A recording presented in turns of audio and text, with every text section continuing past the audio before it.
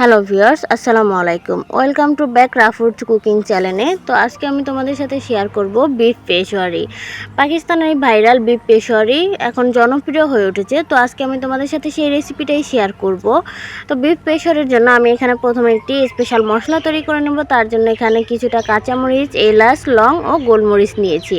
এগুলোকে আমি একটি শিলপাটা পেটে মশলা তৈরি করে নিব। এবার আমি অন্য একটি প্যানে তেল গরম করে নিলাম। তেলের মধ্যে আমি দিয়ে দিলাম 1.5 টেবিল চামচ বাটার। এবার আমি দিয়ে দিব এখানে হাফ কেজি গরুর মাংস। গরুর মাংসটাকে দিয়ে আমি তেলের সাথে খুব ভালো করে একটু নেড়ে চেড়ে ভেজে নিতে হবে। যখন এরকম একটু হালকা ভাজা ভাজা হয়ে আসবে, এই পর্যায়ে আমি দিয়ে দিব 1 টেবিল চামচ রসুন বাটা, 1 টেবিল চামচ আদা বাটা এবং আগে থেকে যে মশলাটা তৈরি করে রেখেছিলাম সেই মশলাটা দিয়ে আমি মাংসগুলোকে খুব সুন্দর করে ভাজা ভাজা করে নিব।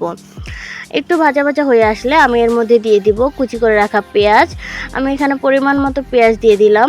দিয়ে আমি একটু নেড়ে চেড়ে আর একটু ভেজে নিব।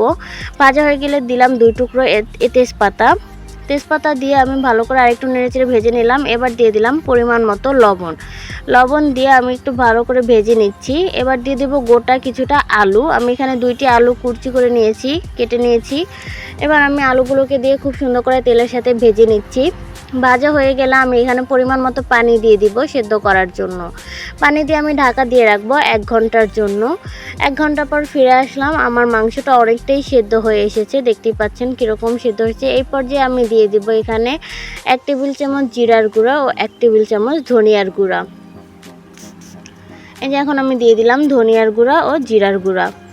দিয়ে আমি ভালো করে আরও কিছুক্ষণ রান্না করে নিব 10 থেকে 15 মিনিটের জন্য। যখন পানিটা টেনে একেবারে তেলটা ভেসে আসবে, সেই পর্যায়ে বুঝতে হবে যে পেশোয়ারিটা রান্না হয়ে গিয়েছে। এই যে আমি আরেকটু রেখে দিলাম। এই যে দেখতেই পাচ্ছেন এখন পানিটা টেনে গিয়েছে, এখন শুধু তেলটা আছে। তো এই পর্যায়ে আমি এখন নামিয়ে নিব চুলা থেকে।